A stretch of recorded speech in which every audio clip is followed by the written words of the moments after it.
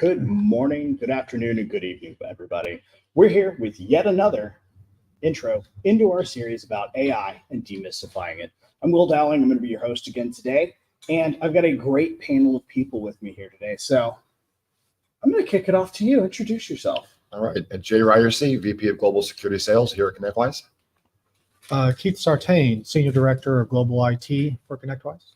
And I'm Kyle Jackson. I am responsible for the Innovation Lab here at ConnectWise.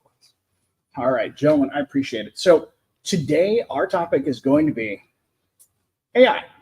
Where is it now and where is it going, right? So I kind of want to kick it off a little bit since we've had our last session here. There's a lot that's happened, right? I mean, it's been 2 weeks. So let's talk about like what's new in the last week or two. Jake, you want to kick it off? Yeah, well, I'm going to steal Kyle's thunder. I think Microsoft rolled out their security copilot and made it available to all. And Kyle, we were talking about this heading into this session about some of the risk for partners that want to just go turn things on. Right. What's the one thing they should be concerned about? Well, just how much it's going to cost. Yeah, it's a consumption-based product, right? It's not a per user fee that we're all used to dealing with day in, day out. And so we have seen with SIM as a great example where partners, turn on all kinds of stuff, and the first bill comes in at $3,000 they weren't expecting, and it's like, oops, better turn that off real fast. And so just tread lightly. That's all. Yeah, but sure. As a tool, it's pretty cool. I mean, what it actually accomplishes, it's pretty cool. It is, and it's going to help, I think, SOC teams and those teams that are running 24/7 with all kinds of automation and capabilities as they really start to develop it. And they've done a good job so far. So, it's come a long way in the last year. Right. Interesting. And I'll just take a quick side note opportunity here to look at the way Microsoft has approached their Copilot business. And respectively, it's not one offering right there. I think at last count, a product manager, Microsoft said there were 34, 35 different Copilots. Mm-hmm. So that's a lot of Copilots. So, I mean, but they have attacked it with some ferocity. Right, and they obviously they had some insight into, before, they put a lot of work in early, but it's almost touching every part of the business, like the way Microsoft is attacking Copilot. Yeah, absolutely. Yeah, Keith, what's new with you this week? Well, I mean, I think the Sequoya Capital conference that was kind of amazing for us geeks that love the technical detail and the presenters that were there. Mm-hmm. Lots of gems out of that. I think Kyle might agree that Andrew Ng's presentation on agency, which we will touch on later, was eye-opening. It changed my view of the pace of innovation and how you can accomplish better reasoning by having software that asks the AI multiple times.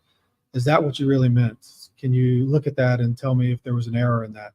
Rather than taking the first shot response, doing multi-turn and maybe pulling in data from another place. That's kind of agency, and maybe we'll touch on that a little bit more. Awesome. That sounds like a fun topic. I can't wait to dig into that one. Yes. I mean, Sequoia did a good job bringing the right people to, have some of those conversations. Yeah. And honestly, even the way they framed some of the early whys of AI they did a good job. Echoed some of what we did at Automation Nation and at Connect Lab this past year. But overall, I mean, they're players in the space, right? They're VC company that's done a lot of investing. If you have time, go look at some of those videos that they did a good job breaking that down. Other than that, since the last time we met, there's been some. I mean, there's an announcement every other day. Yeah, absolutely. My YouTube channel, I've started to turn some of them off with notifications because it's just it's an announcement a day of like, hey, this new cool thing, or this AI model, it just surpassed everybody, and it's every 2 to 3 days it's a new AI model that surpasses everybody. This past week it was Grok, right? It was Mr. Musk's AI effort, what they just released and what he open sourced, suggesting that it's going to surpass GPT-4. Wow. So and then before that it was Claude 3 and everybody else.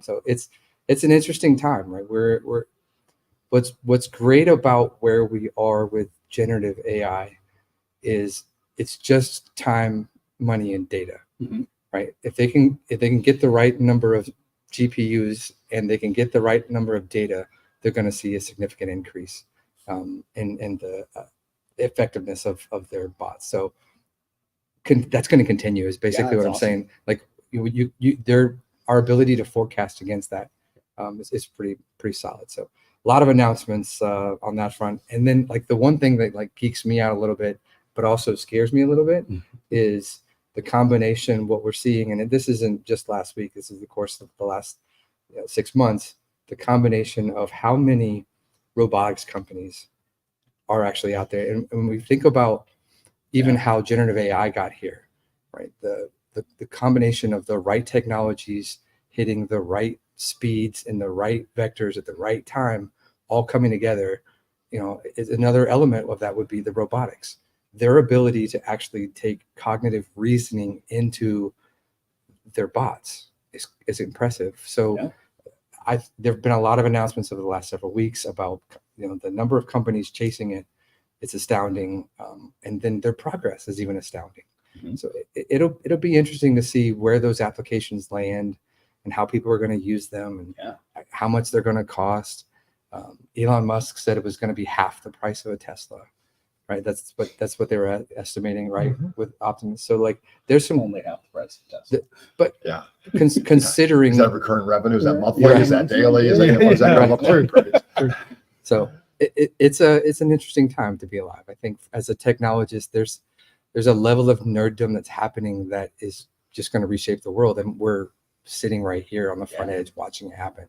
Pretty cool. Absolutely, I agree with you on that. So for those who were not able to attend our last section or haven't watched it yet, Keith, I'm going to kick this one to you first. Let's kind of really quickly recap some of the highlights that we were talking about from where AI came from. Yeah, it's the boom right now. There's a reason for it. The groundwork was made in the 40s, right, with the neural networks, and people worked on those for a very long time. But to fast forward to 7 years ago, when there was a paper that created a new algorithm. It's attention is all you need. Most people that are nerds know that one. It really made AI scalable, but the reality is the compute wasn't there yet. So that meant that if you had enough compute, you could do some amazing things. And the people that knew that saw that and said, we need to go get money. And that's where OpenAI got smart early, and they found a dance partner in Microsoft. Microsoft recognized the opportunity, but it's really been scale. It's been 1 million x on GPUs in 10 years. They're expecting another 1,000x over 5 years. So keeping that pace. So if you can imagine what we can do today, just imagine, as they get bigger. So really that convergence was the one we talked about last time, was convergence of opportunity of a new way of doing neural nets that was much more scalable, could accept a lot more data and reason on a lot more data. And then they got surprised that as they added more data, it actually got better than the linear would predict. So, so you take 1,000x or 1 million x and compute, and then you add in a scalable model. And then a lot of people get involved. And then when a lot of people got involved and the money started flowing, now it's an explosion. I think I told Kyle a few weeks ago, I started looking at white papers, and I looked on a Friday, 106 have been submitted that day for AI. That's just the nature of the beast now. There's so much work going on. So compute's going to keep going up. I think we can all agree that the end is not near. We don't know when it'll be, but the end of progression is not close. You almost need an AI bot for the AI white papers. Summarize. Absolutely. Yeah. So, that actually brings up a good topic that I want to dig into a little bit. There's been so much change in such a short period of time when it comes to AI, right? Let's talk about the AI boom a little bit and about some of the leaders that we're seeing emerging for a second. So, Jay, I want to start with you. Well, again, I'm going to speak on behalf of Microsoft, because I think in the last, X period of time, they've really started to align to the business needs, primarily around MSPs and then the SMBs that they're serving. And so, paired with the work that we're doing with Microsoft and our partners, there's a huge opportunity there for all of us to help just streamline the things that we do from an automation perspective and from a knowledge perspective, and a speed to response. It could be cyber, it could be an IT issue, whatever it might be. Those things all exist. But my favorite one is a demo that a partner actually did on a webinar with me. They actually just pulled out Adobe Photoshop. Really? And used some of the capabilities that are now baked into it to enhance and to expand and to grow a picture, add content, and just how easy it was to do. So That's mind blowing, isn't it? it really is. And so you start thinking about how the different companies are applying it to their space. It's fascinating. Yeah, absolutely. Yeah, I mean, I think that the leaders, I mean, we could talk about OpenAI, we could talk about Google. I think a lot of things were born at Google. Kind of the grandfather of AI was a Google guy, Jeffrey Hinton, and there's a lot of people that followed or at least worked in that ecosystem. And a lot of the major players that are doing AI have descendants of that work. So Google's going to be a power player.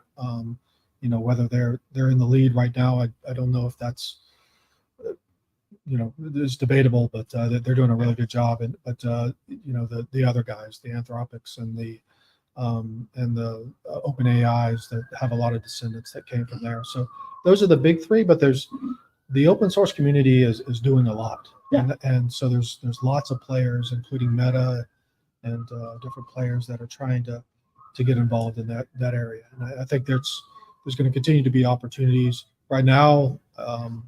For most practical use cases, I think there's still kind of Microsoft is the most applicable right now. Competition's coming though.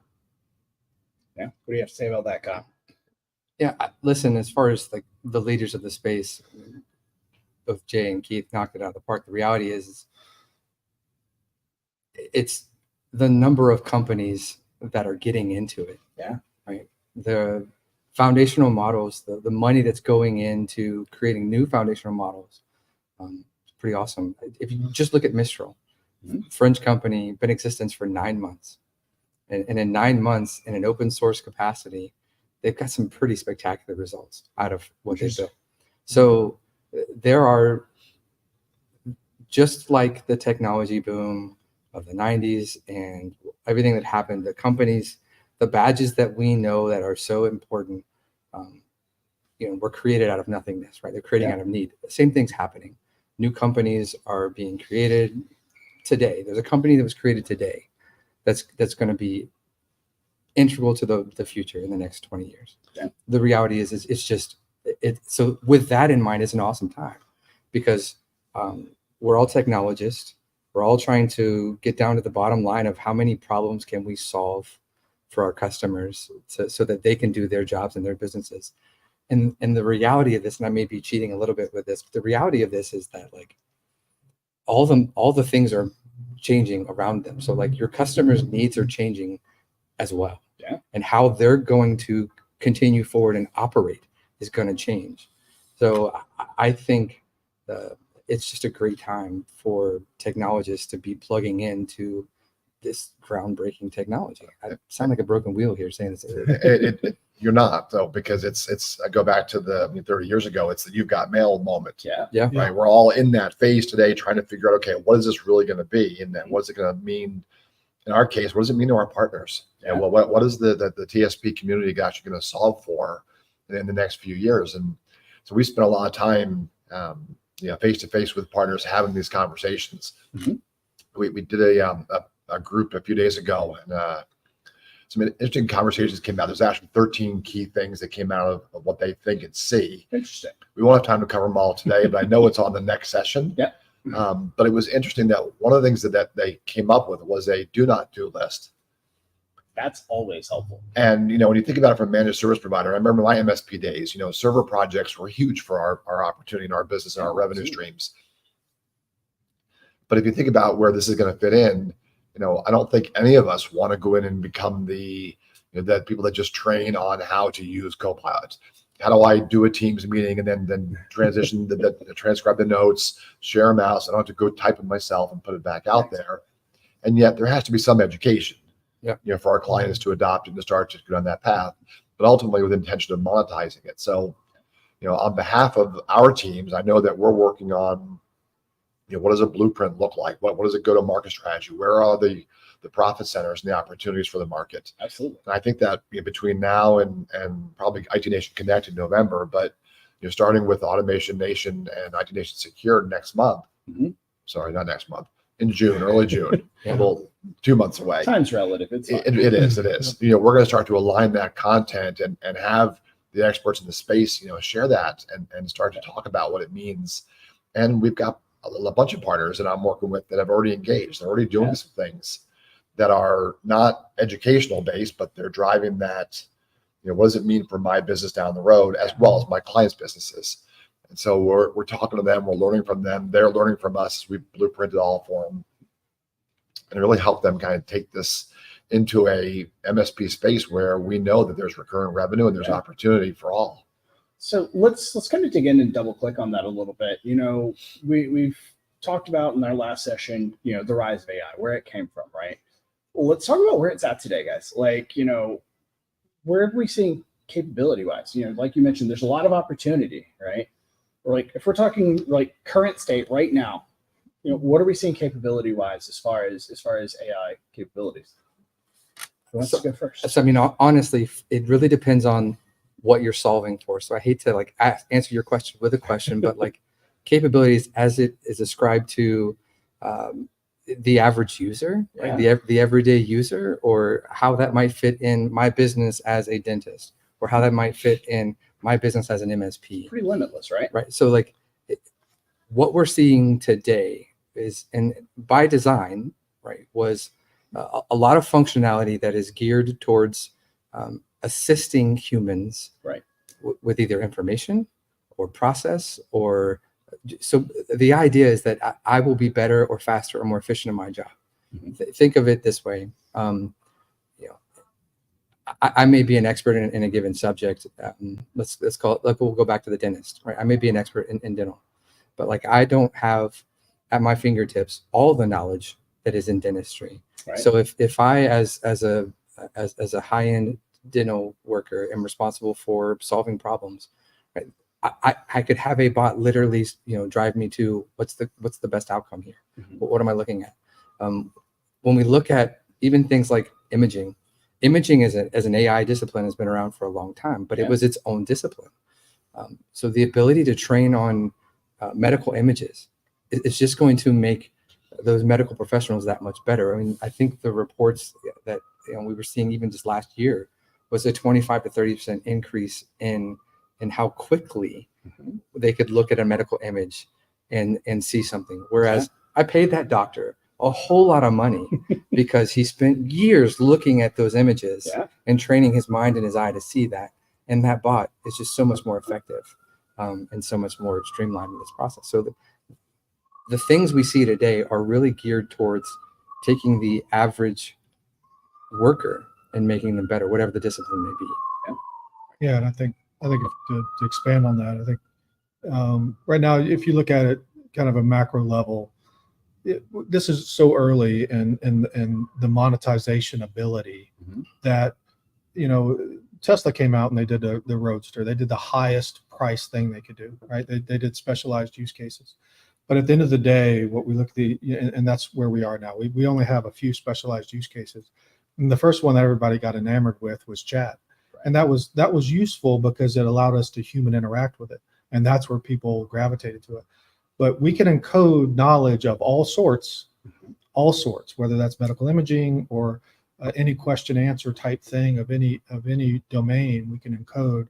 And the reasoning ability about that will continue to get better. So as we look at an MSP, we're going to say, look, the things we can do today, you're probably limited about how well it can reason today. Right. So you can ask an AI, and if it's not going to give you a good answer and it's going to hallucinate, you're not going to use it for that use case. But if it got 10 times better, would you? What if it got 10 times better again? If we're going to go up 1,000x in 5 years, if it gets 3 orders of magnitude better, would you trust it? And how much would you trust it? So I think we got to look at that kind of horizon and say, today, we can do email summaries and we can match tickets and we can help construct an email and we can do sentiment analysis, and all these things are reliable use cases. and they're useful for a lot of people. We create images, we can refine images, we can do those kind of creation tasks. But the reasoning part, I think, is going to take big leaps. It's interesting. We talked about how this group of partners said, we don't want to be the ones just training on it.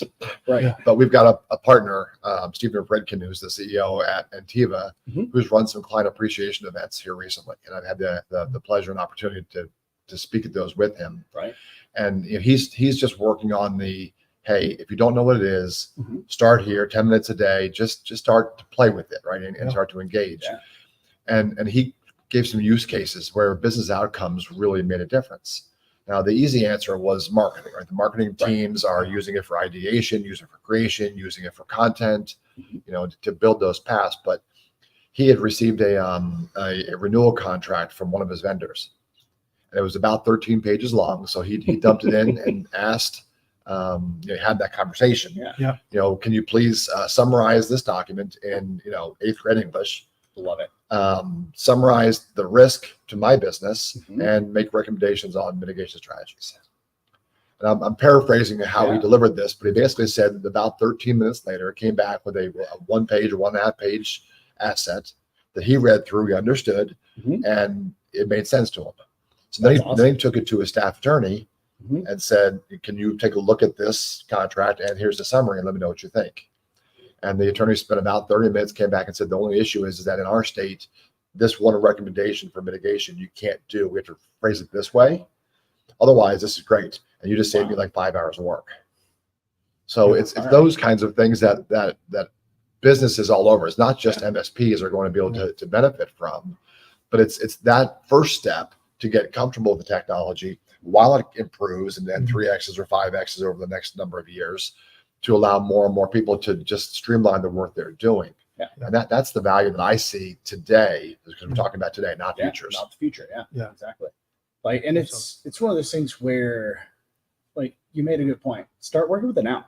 Don't wait until it's good, right? If you wait till that point, you're gonna have a much bigger elephant to eat than if you're starting right now.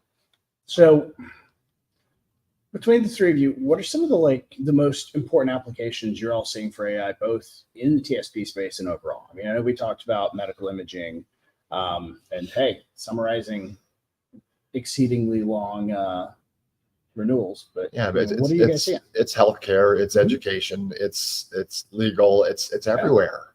Wherever you can minimize the amount of repetitive work that someone's doing, you're going to see value in this. And I just think Teams is the best example. Yeah. Having Teams or having Copilot summarize the meeting notes afterwards is going to save how many people hours and hours every day. It saves me in every company. Every day. I love it so much. And so that's the easy stuff, but that's one. Yeah. That's one use case. Very one small use case. That's universally applied. Yeah. Correct. Yeah. But then take it and apply it into the ConnectWise environment, what we're doing with Sidekick.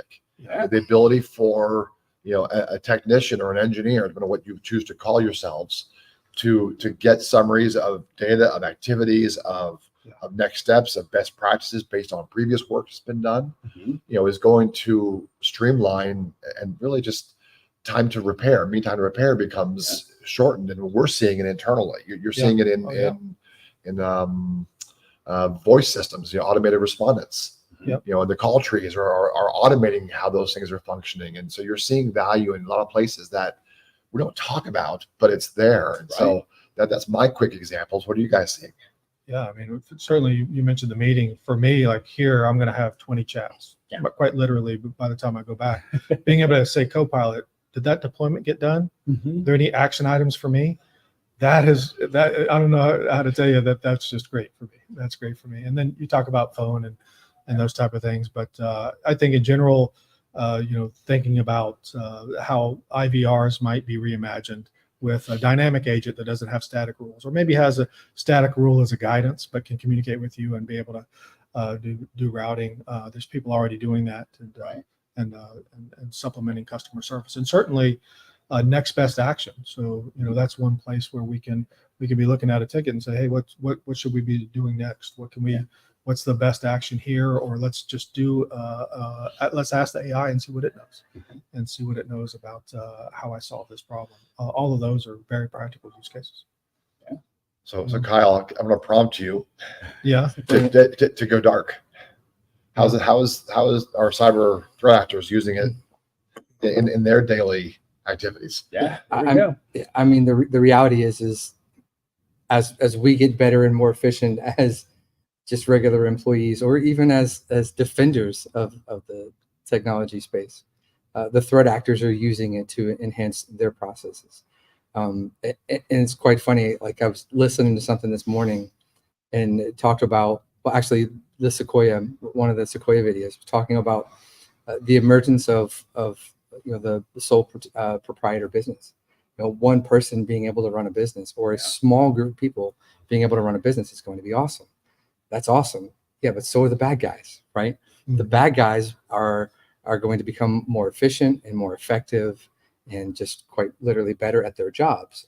The simple task of just phishing someone with all the information that we make available on the web, it's going to be a nominal issue. So, phishing has been the most effective targeting vector for obvious reasons, right? We're the soft, we're the soft firewall as a human. When we get to, and that's just net phishing, right? That's just throwing out generic information. But when the threat actors start spear phishing, specifically targeting you as an individual or your company as a company with your information, they're gonna be effective. There's no way around it. So, like, the good news is as their use ramps up, so is ours. Yeah. And so will our ability, and so will our defensive measures. Right? It's interesting because Microsoft, talks about they're ingesting between 60 and 70 trillion signals a day. That's a large number. I can't count that high. So I don't think I'd be here at the end of that count. Yeah. But the reality is that we have to use technology like AI to consume that data, analyze it, and look for the patterns, and then take action. Yeah. And that's where the defenders are winning, is because they're able to move as fast as the same technology that's being used against them, which hasn't always been the case. Yeah, that's very true. So we have an internal tool Mm-hmm. that one of our teams uses. It's the best name that ConnectWise has ever created for anything they've called anything. It's called Scammer Hammer. And it basically just looks at incoming signups for one of the products. And we've had ML chasing that. We've had a model chasing scammers, and basically looking at, hey, is the person that's going to be using this trial going to be using it nefariously? Yeah. And we've been quite successful with that. But the reality is that ML model, has the ability to get stale. Yeah. And what we've done recently with swiveling that technology, leveraging some generative capabilities, it's quite impressive. So just here's a real world ConnectWise example of us leveraging the tool to be quite thorough with shutting down bad actors, and their access to our tools. Not even just looking at what information they gave us in sign up process, but like, hey, the things that they did in the first couple sessions, or the first couple things how they used our product. Oh wait, that feels wrong. Shut it down. And we're automating that process of shutting it down without even having to involve a human. And now they know, so they're going to now look for ways to counter. Yeah. Right. The That's the race that's the life we live in today. So it's not like it wasn't public. It's just one of those things that, are my tools better than yours today? Yeah. Right. I mean, so that actually brings up a really good point, guys. So as TSPs are looking into a lot of the AI stuff, like, what are some things that they can be immediately implementing to more easily leverage AI, like right this second?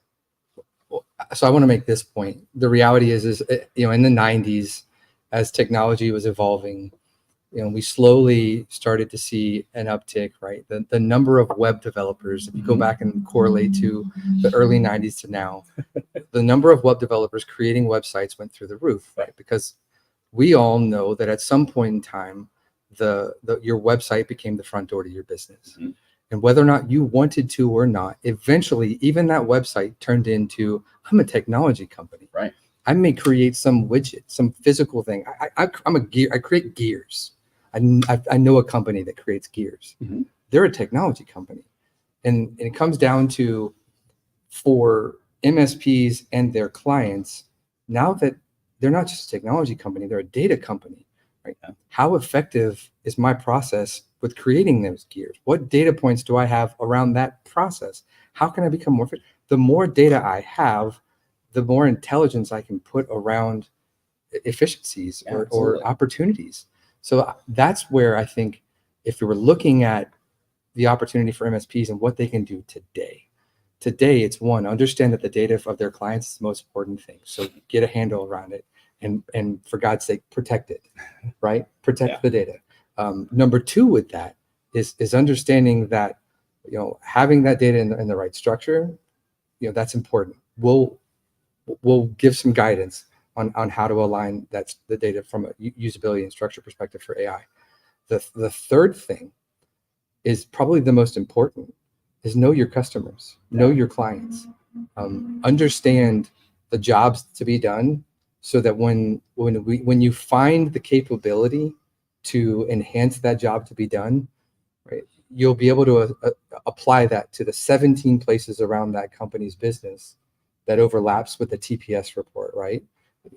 Like therein is the opportunity that I think most MSPs, and that's just preparatory. Yeah. That doesn't even get into what we can deploy today with bots that exist today and technology that exists today.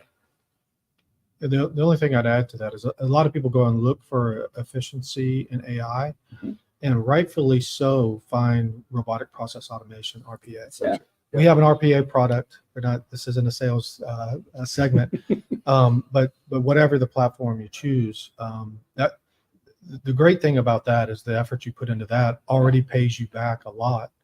But that's going to keep getting better with AI. So it's got a little sprinkle of AI now, but that will keep getting better. And for a lot of people, if you're looking for efficiencies in your organization, we just keep. I was able to build out an RPA team internally a few months ago. The number of use cases we're finding and the savings, we're averaging 75% offload. Yeah. We have ROIs that are measured in weeks or months. It's amazing. We got one that's $250,000 ROI. We're working on it for 6 weeks with one guy. That in itself is a great place that you can do today. Yeah. So when you say, what can you do today? And that's just going to get better and better and better and better. So that, I don't want to brush over that. I know this is an AI talk, but that's a place that people should, as you're thinking about efficiencies, don't have to be artificial intelligence only. Yeah. It can be and I think the RPA may become the AI piece that people find the most use with. And RPA and AI are very, very close to each other, especially when they're starting to mingle together more. Yeah. It's kind of cool. Jay? These are concepts, Jay, that most MSPs understand, right? Automation and efficiency alignment. They do, but before I get on that path, I'm going to go back 2 steps, because I remember writing in Cold Fusion version 1, 2, 3, 4, and 5 back in the early 90s. I'm sorry. It was great. It was good for business, but but outside of that, can you use RPA to make these political text messages I'm getting every day go away? Because I could use some help with that. Yeah, maybe. Okay, but I probably could. the reality though is, and I think Kai, you touched on this, which I wanted to highlight, because it's where I've lived the last how many years in the MSP space, and that is the security of all of this. Yeah. There's a few stats that come out of conversations I think are really interesting. One is Microsoft is seeing adoption of Copilot, but an enterprise that has 30 employees is buying 2 licenses. Yeah. They're starting at their executive levels or where they can find the most value. And so there is some time we're going to have to spend helping them learn that so they can expand it downstream. I think that goes back to the blueprints and the work that we want to do. And as often as possible, one-to-many events training as opposed to one-on-one, because that's a time suck and we don't have time for that. Absolutely. But the second thing is understanding how to secure it. And that's really where I think you're going to hear a lot at IT Nation Secure in June, is giving you the playbooks, the documents, and they exist today, but they're not MSP friendly. And what are we doing to document them and get them into RPA so that you can automate these processes as quickly as possible? Will be highly valuable for all of us in the community. So it's worth the time and effort now to keep these conversations going, to engage. If you've got ideas and suggestions, if you have questions for us today, feel free to drop them in the chat. Yeah, that's a good. If you have them. Yeah, that's a good segue. Facebook, LinkedIn, YouTube. If you're watching this live, hit us with questions. We'll see them. Yeah, we've got them up on screen. Yeah, and I think it's solving those kinds of questions, not only here today and in these sessions that we're doing on a regular basis, but you're doing it in the IT Nation community is a key part of where we all find success, and where I think our partners really thrive. So that's actually really good thoughts. Let's take this to the second half of our actual topic for today, which I'm excited about. Where's AI going? So, what do you guys think the next step in the evolution of all of this is? Where do you guys see things changing? Let's talk short term for now. Where do you guys see things changing? I want to start with you, Jay. So we're going to go from reactive to prescriptive, where AI is. A little bit. So today we see an automation opportunity. We go use tools, RPA, AI, to build it and solve it, so we don't have to do it again. Right. There's a point in time where I'm going to kind of go futurist here for a minute, where today we buy a box of software. I know we don't box it anymore, but I'm thinking about those days back in the 90s. I'll make a box for you. You buy a little box for RPA, that'd be great. So we'd buy box software, and then we would deploy it, and we had to learn how to use the software the way that the developers intended it to be. Right. As we head towards AI being the platform, we can use it the way we want to use it. We can ask questions the way we want to ask them that are relevant to me and my job, which the same technology can also answer Kyle's and answer yours. But the output is designed to how I want to work and how I want to interact. So the AI becomes the platform, and the platform becomes the tools. And so we get away from boxes and move to that interactive, prescriptive approach to solving issues. I'm going to extend what he said. The reality is that UI will still exist from a software perspective. There will still be a need in the future to be able to log into some product that you use, some line of business application, if not for just validation purposes of understanding this is where the data is coming from, and here's how it aligns. And I'll take that even further to say, like, from a reporting perspective, right? What you basically just said was my need for reporting, which I use for reporting, and then I or someone in the company looks at the data and tries to correlate it and determine from that data, from the ones and zeros and fives and sevens, what it all means.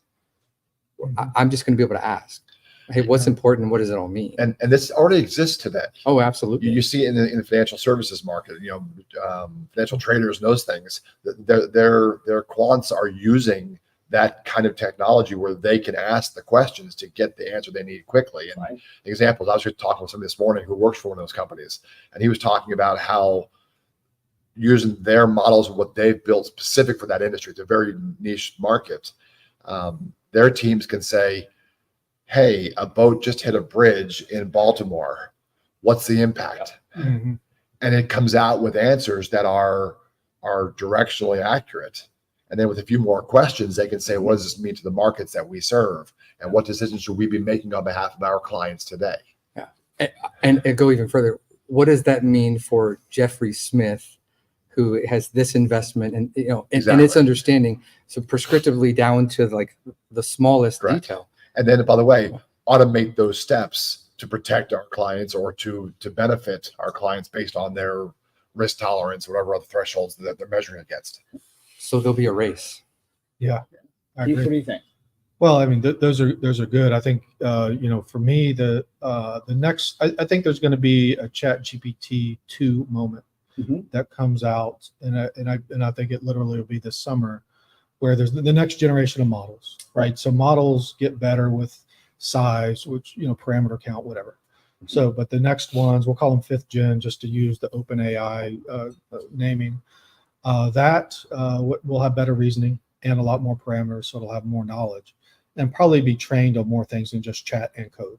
Right. So the coding will get better, but the chat will be good, but might have some different use cases built into it, right? Where it's been trained to be this type of thing or that type of thing.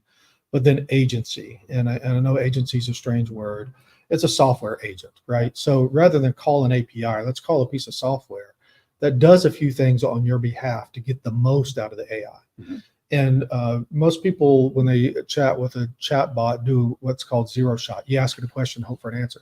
Right. That's fine, but it's not great.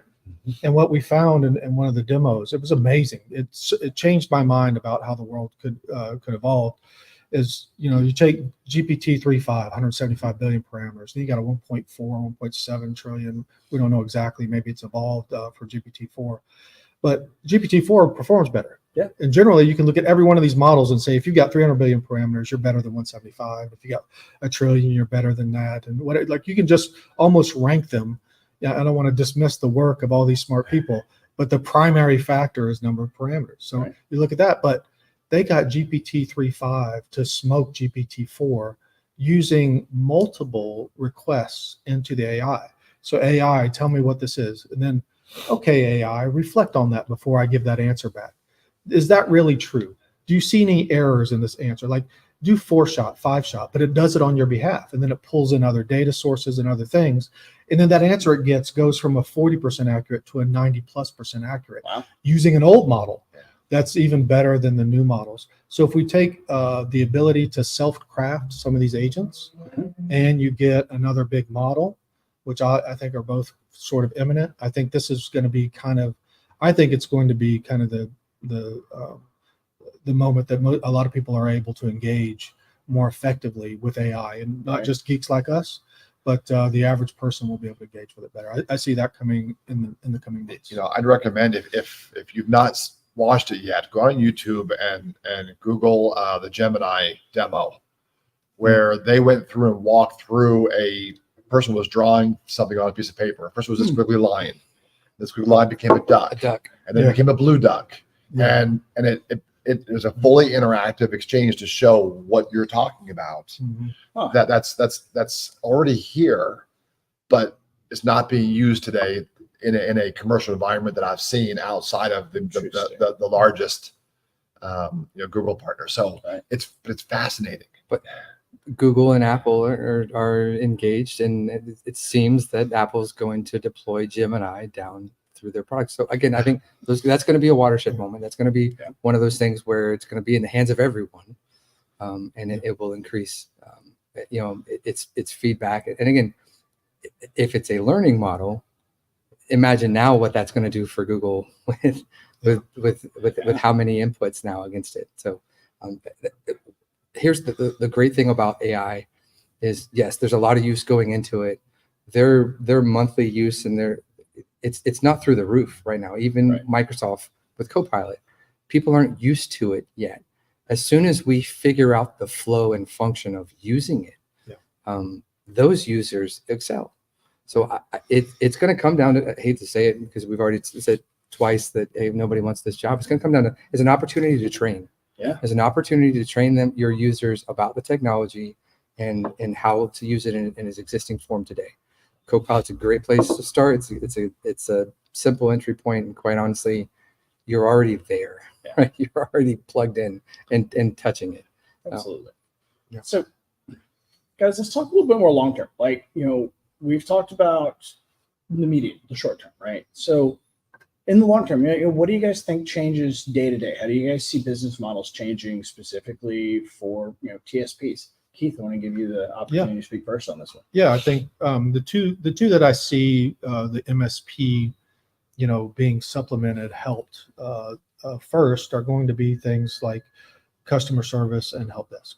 I really think that those two things, I don't know exactly how that's going to look like, but the ability to get either faster information to a technician, be more accurate with it, maybe do a couple steps where we're collecting information or we're trying a remediation, that kind of thing that might be automated and AI assisted, or AI, some safe routines that are done on your behalf by the AI. So I think the help desk part is going to get supplemented significantly, and then just any customer service generally, I think is going.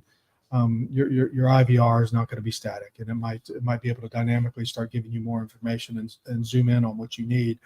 I think there's people that have already seen that, and I think those labor offsets to make the existing labor more efficient might be a cost, cost reduction for the MSP, and Right. maybe a customer satisfaction thing where we're more accurate with our responses and that type of thing. So that's where I see on the not too far horizon that we're going to start seeing those benefits. Right. Jay, since you've been in the shoes of MSPs as well, like what do you see?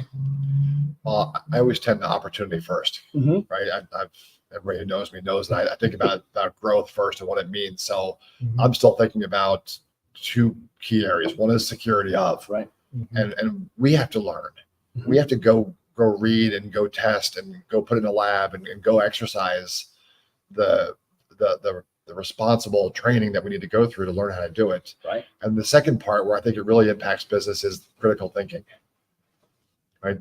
Yep. Knowing how to think about using tools like AI in your business requires a thought, Right. and then challenging the output, which we talked about, right? Is it 2 times, 3 times, 4 times better? Can you interact 3 or 4 times to get a more concise answer? And teaching people how to do that. And that starts with I hate to say this, but it's going to start with our kids and my Yeah. grandkids, Mhm. because they're going to live in a world very much like we did back when the internet first came, and you've got mail moments. The fact that the You know, internet screamed at you. Yeah, my mom and dad, understood it and could use it, but didn't understand what it really meant Yeah, to exactly. them. We live in it now, day in, day out. We're doing it today. We're live streaming, but Yeah. benefiting from that technology. Yeah. I can't even imagine what it's gonna be like for our kids. So teaching them, the impact of critical thinking now is going to be very, very important, because Mhm. they're going to see it as some cool app on their phone. I want to just start doing things with it, Yeah. not realizing that they've just given their date of birth and their address and their other information Yeah. to a tool that can now learn off that. Mhm. And what does that mean? How do you teach a 7-year-old what that means? I don't even know how we're going to solve those kinds of issues. Take that technology out of their hands. They're 7. Yeah. Make them go play outside. Yeah, I Yeah. agree. Don't There you play go. outside. Yes, that's how we fix that. That's a tough talk. Yeah, but how do you teach a 15-year-old that? No, Right. I mean, Yeah. it's literally the same things that we're teaching them now. Yeah. It's just an extension and more of it. And the reality is we've kind of, now we're talking about the risk of AI, right? And the pain of it. And we've learned in the last 6 or 7 years the pain of being the product with social media. So if there's anything good about social media, it's that before it becomes real and like extremely detrimental to mankind, we have the opportunity to take the lessons we learned here and apply them here with AI. Yeah. So it's a perfect example. And again, the risk is real. Once they know the information about you, you can't get it back. So absolutely, it's very, very real. Yeah. So what do you guys think is going to change fundamentally about things like user experience as AI becomes more and more central to everything? I want to kind of wrap up on that topic. AI is the new UI, right? It's the new user interface. It won't be the only one. You will still have a need for the visual interaction with my data in that, but there will be more cases than not where I am engaged in giving information, getting information, sharing information, right, in some form of a interactive chat engagement, right? I have a belief that right now we're going to look back at these sidebar chat things and it's going to feel antiquated quick, right? If you wanted a summary, the only reason that we're not auto summarizing every email is because it's too many token hits. It's too much. It's expensive, right? But the inference cost, meaning the cost to do these things, is going down 70% a year. So there'll come a day where you have an emoticon that tells you that this is a negative sentiment or a positive sentiment, and you'll be able to action on that, right? So it'll be a score, and you'll know that, right? But that'll be in your email, and the summary will be available to you, and you won't have to do it. And your response, do you want to respond this way, that, or that, and that will be. But I think we'll have less sidebar and a lot more integrated into the things that you do, anticipating what you might want to do next, where we're going to predict your next best action. Okay. Like, so by the time you get there, like, you already, this email, someone's requesting a computer, it'll say, do you want to approve? This is the one that fits best for that use case. Do you approve it? Could that be in there? Like these are things that could be built today. Yeah. So if you can imagine it today, it'll be there. And I think there'll be a lot less sidebar and a lot more just in it. So less co-pilot, more autopilot. Yeah. Yeah. Just right inside. So from a user experience, I think we'll continue to embed these capabilities right in your app, right in the use case, and right in your user experience. And then Elon's going to put it in your head I don't know about that. Directly. with Neuralink. Directly in Yeah. my head. Right. And then it's going to use Skylink to. Oh, wow, Of course. sorry. But So no, that when the ads come into, I think so. On your glasses. Yeah. Yeah. On your glasses. So we're seeing it here. Minority Report. Yeah. So For sure. I'm going to finish with a little different angle, and that is like cybersecurity, this is going to be a team sport. Mhm. It's going to take all of us working together. Amen. The Googles and Apples coming together and say, okay, let's accelerate to get to whatever that end game is. And that's where I think, ConnectWise has really been special for all the years, going back to when I was a partner all the way through, where we are today. And that is, our ability and willingness to engage with the partner community, to understand, to learn from each other, to build operational maturity. It could be how we handle tickets or IVRs, or it could be, how we run our business tomorrow. We just don't know yet. But by doing this together, we're all going to be a lot better off. For sure. I like that. It's great thought. And honestly, I feel like that's probably the best, most likely reality. Mhm. It's all about collaboration. It really is. So, guys, do you have any last thoughts? I know we've only got a few minutes left before we close. I don't see Any that we have any questions or questions. comments? So apparently we're explaining everything really, really, really well. Or we're not even live and we're just talking to Or ourselves. we're not live. That- and we're that talking could be. Yeah, that's entirely possible. Those are the only all two memorized. options. All right. So closing thoughts, Kyle, 15 seconds. I remember somebody trying to pitch me on buying toilet paper online. Like, why would I ever buy toilet paper online? Mhm. And we still go to the store, and we don't go to the store. Somebody shops for us now, and just brings it to my front door. But like, that was the year 2000 when, like, I think it was Amway was trying to take that whole thing. And again, who wants to go to the store to go buy toilet paper? So we've come a long way. Look, could have prevented the great toilet paper wars of 2020. That's true. Yeah. But the difference between like how the world has changed with the internet Mhm. and how the world is going to change with AI is similar. Yeah. But the biggest difference is speed and veracity. Right. So we've already seen, I won't go into details because I'm already past your time limit, but we've already seen the adoption of these tools from a number of users go through the roof. Right. They're hitting revenue benchmarks faster than revenue benchmarks have ever been hit before. The speed at which AI is going to have an impact, it's not one of those things where like, hey, you need to prepare for it in your 5 to 10 year plan. Yeah. No, this is a 2-year effort. You need to prepare for AI in your 1 to 2 year effort. Right. And that's what I think I would leave with partners is like, this isn't technology boom like we've seen before. This is technology boom in the sense of like a real boom. Right. It is happening real time. Yeah, I'm reminded of this story. I lived near the beach for a while, and a guy was telling his son that his lesson was, why are you, someone asked, why are you out there surfing those 1-foot waves? Florida, we don't have the biggest waves. It's like, so you're ready when the 5-foot wave comes. And so I look at this. I like that pretty good. analogy. Yeah, Yeah, I that's like pretty good. So I look at it right now. Is everything monetizable, or is it life changing yet? Maybe not, but if you're not engaged, you're probably not going to be ready when that big wave comes. So I just encourage people, even if you can't change your business today, mess with the technology and learn it a little bit and be ready for the pivot if it presents itself. And there may be a pivot already. There may be benefits you can gain today, but this wave is definitely coming, and we all want to be ready for it. I'm going to jump in real fast to say, like, we've done this before with other technologies, and we go through the process of saying, like, protect your own house, right? Use this internally. And this is one of those great opportunities for MSPs to be like, let me evaluate how it's going to impact me. And then expand that out to the customer base. Yeah, I think that starts with education, right? Staying in these conversations, joining the IT Nation community, and being engaged in this learning. Kyle does a lot of speaking on these kinds of things.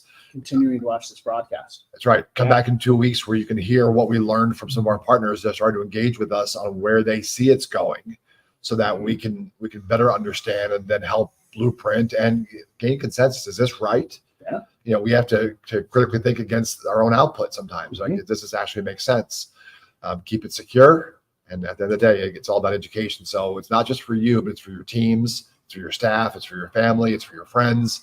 You're going to need to help push this out there, because these are conversations we should be having. Yeah, absolutely agree with you on that. Can I make a request? Please. If you're watching this on anywhere, right, and you have the ability to comment on it, let us know what other topics related to AI in the MSP space. If there's something you don't see us talking about, please comment about it. Let us know. We are paying attention and taking note of it, and we'll try to deliver that back to you as soon as possible. Yeah, absolutely. We want your feedback. So if there's stuff you really love, stuff that you're like, hey, less of this, more of this. Like, we want to be able to bring you the best content we can on this. So definitely give us feedback, comment, like, text, send us a message if you really want to on LinkedIn. Our next topic, I want to cover that real quick. So, we've gone through, where did AI start? We've talked about current state, future state. Next session, I want to focus in on leveraging AI specifically for managed services, technology service providers. So join us on, I believe 418 is the next one. So join us on 418. We're going to be starting to deep dive into AI for managed services, and we're going to keep on going from there. Yeah, this is the one you're going to want to tell your friends about, but not your competitors. Right. Make sure they're not watching. That. Yeah. So hope to see everybody then. Until then, hope everyone takes care and keep on learning about AI. Bye, everybody.